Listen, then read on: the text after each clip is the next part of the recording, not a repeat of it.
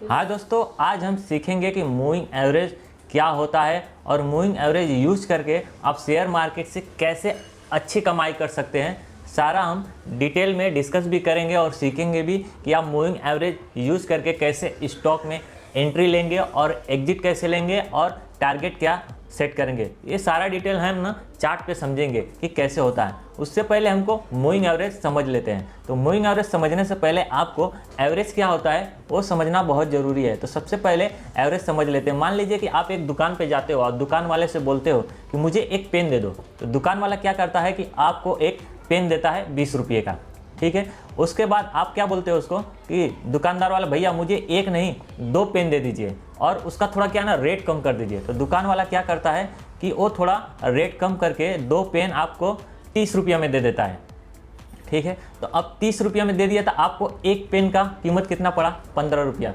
तो उसका एवरेज क्या हो गया, 15 रुपया। आपने कैसे निकाला, तो आपने जो आपने 30 रुपया पेन लिया था उसको 2 से डिवाइड कर दिया तो आपका एवरेज आ गया 15 रुपया। ऐसे फिर आप क्या बोलते हो कि नहीं अंकल मुझे 3 पेन दे दीजिए और रेट थोड़ा और कम कर लीजिए। तो दुकान वाला क्या करता है कि आपको 3 पेन देता है 36 रुपया में। तो आपका एक पेन का एवरेज क्या हो गया, तो आपका एक पेन का एवरेज 12 रुपया होगा। आपको क्या करना है, 3 से आपको 36 को डिवाइड कर देना है, जो आएगा 12 रुपया, वो आपका एवरेज हो जाएगा। तो आपका मूविंग एवरेज क्या हुआ, एक पेन का 20 रुपया हुआ, ठीक है। और दूसरे पेन का जो हमने 2 पेन लिया तो उसका मूविंग एवरेज 15 रुपया हुआ। जब हमने 3 पेन लिया तो उसका मूविंग एवरेज क्या हुआ, 12 हुआ। मान लीजिए कि एक चार्ट है, ठीक है, और उस चार्ट पे आपको मूविंग एवरेज निकालना है। तो कैसे निकालेंगे, तो हम 5 दिन का मूविंग एवरेज निकालेंगे। तो जो चार्ट पे जो कैंडल बना हुआ है ना, उसका हमको क्या लेना पड़ेगा, क्लोजिंग प्राइस लेना पड़ेगा।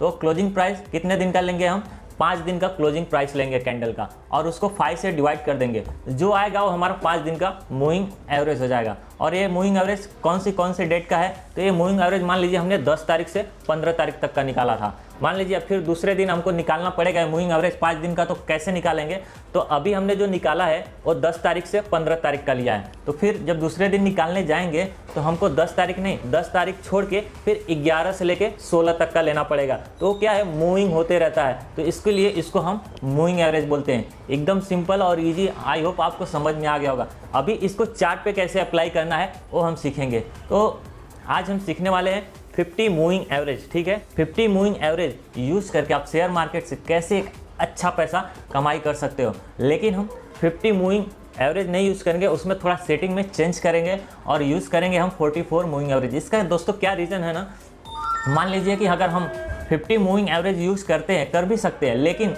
बहुत सारे अच्छे ट्रेड ना हमसे छूट जाते हैं, वो हमको मिल नहीं पाता है। इसके लिए हम क्या करेंगे, हम सेटिंग में जाके चेंज करेंगे और वहाँ से 50 की जगह हमको सेटिंग में क्या कर देना पड़ेगा, 44 पे दोस्तों हमको अच्छा ट्रेड मिलता है और अच्छी कमाई होती है। तो हम यूज़ करेंगे 44 मूविंग एवरेज। और इसको चार्ट पे कैसे अप्लाई करेंगे ये भी हम चार्ट पे जाके देखेंगे। तो चलिए स्क्रीन पे हमारे लैपटॉप पे लेके चलता हूँ और आपको चार्ट पे दिखाता हूँ कि आप मूविंग एवरेज यूज़ करके कैसे शेयर मार्केट से अच्छा पैसा कमाई कर सकते हैं। ये स्ट्रेटजी बहुत अच्छी है दोस्तों, वीडियो में लास्ट तक बने रहिएगा। अभी तक आपने वीडियो को लाइक नहीं किया तो एक लाइक ज़रूर करिए और चैनल को सब्सक्राइब भी करिएगा।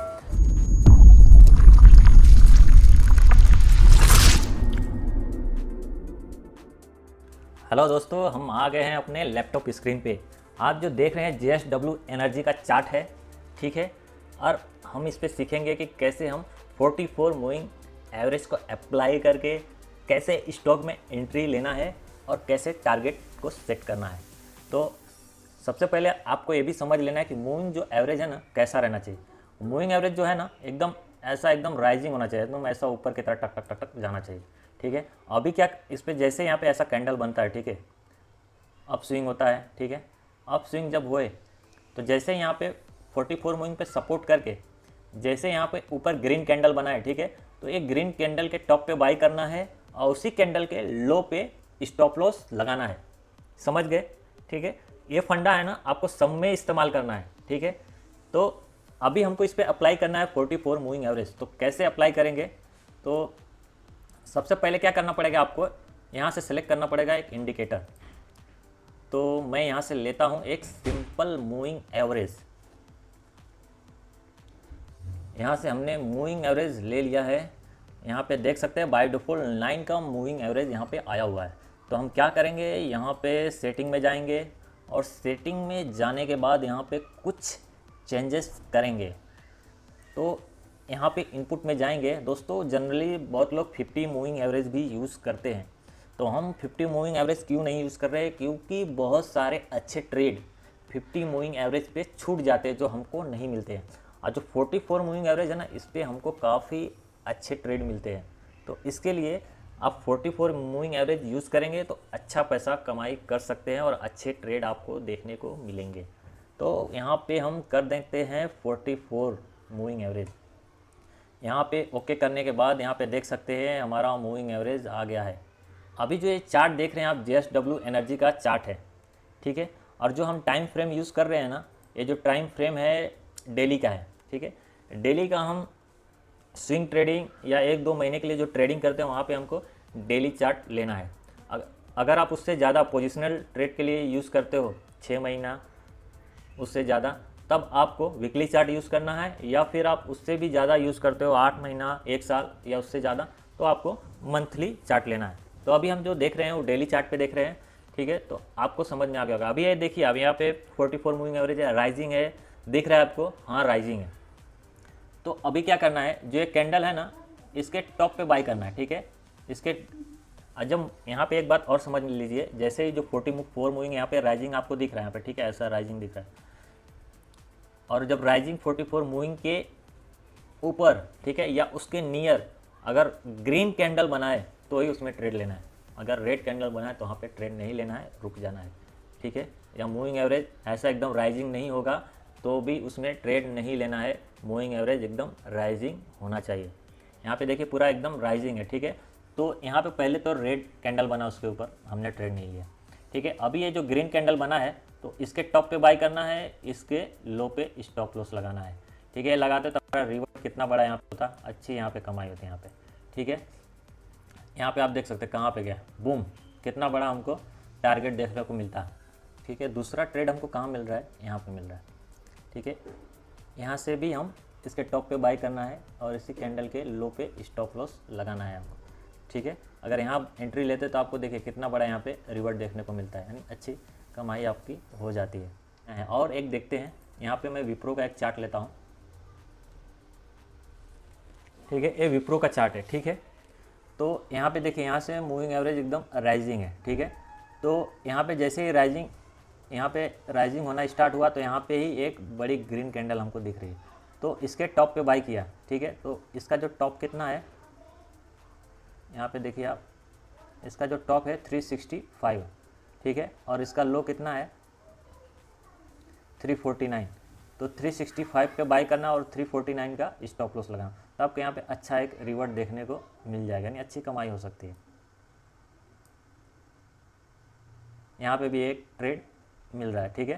तो यहाँ पे भी आप हैमर दिख रहा है, यहाँ पे भी ट्रेड करके एक अच्छी कमाई कर सकते हो, ठीक है। यहाँ से देखिए पूरा एकदम यहाँ से यहाँ तक पूरा राइजिंग रहा, तो यहाँ पे भी हमको बड़ी ग्रीन कैंडल बना है, तो यहाँ पे हमको टॉप पे बाई करना है और इसकी कैंडल के लो पे स्टॉप लॉस लगाना है।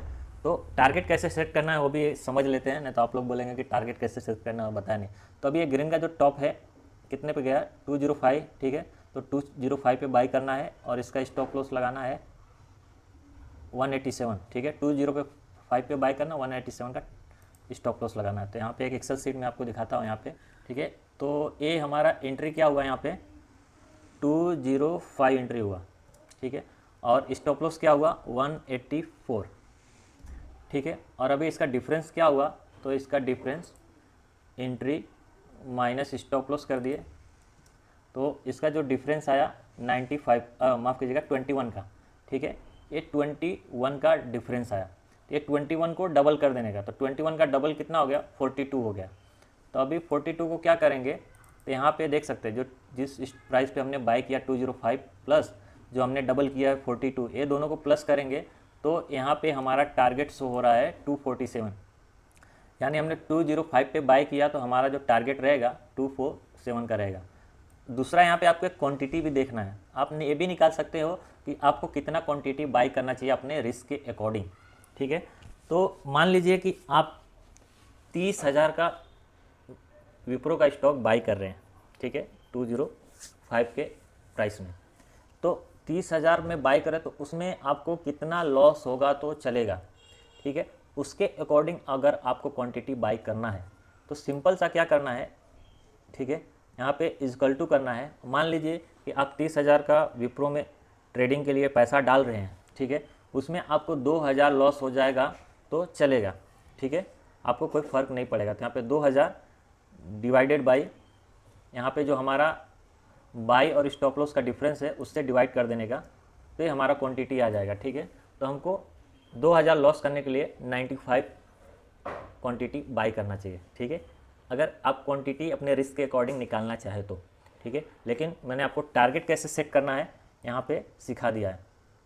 तो वापस चार्ट पे चलते हैं, ठीक है। तो हमारा देखेंगे यहाँ पे हमने बाई किया था तो 247 का हमको टारगेट मिला कि नहीं मिला। तो यहाँ पे देख सकते हैं, यहाँ पे 247 नहीं, डायरेक्ट यहाँ पे एक बड़ा सा ग्रीन कैंडल बना है जो 269 तक चला गया। तो हमारा जो टारगेट है वो तो हिट हो गया, यानी मिल गया है। तो ऐसे अगर आपको 44 मूविंग एवरेज पे ट्रेड मिले तो आपको शेयर मार्केट से अच्छा पैसा कमाई करने को मिलता है। अगर कुछ क्वेरी है तो कमेंट बॉक्स में बताओ और वीडियो को एक लाइक ज़रूर करो, और चैनल को अभी तक सब्सक्राइब नहीं किया तो चैनल को प्लीज़ सब्सक्राइब करें। आई होप ये था मूविंग एवरेज, कैसे इसमें ट्रेड लेना है, कैसे एंट्री लेना है, कैसे टारगेट सेट करना है। आई होप आपको समझ में आ गया होगा। अभी आपको लाइव मार्केट में जाके प्रैक्टिस करना है। पहले तो आपको, अगर आप नए हो तो आपको क्या है कि 1-2 शेयर आपको लेकर ट्राई करना चाहिए, यूज़ करना चाहिए कि ये वर्क करता है कि नहीं। उसके बाद आपको बड़ा पैसा डालना चाहिए। ये काफ़ी वर्क करता है, मैं खुद यूज़ करता हूँ, एकदम सिंपल स्ट्रेटजी है।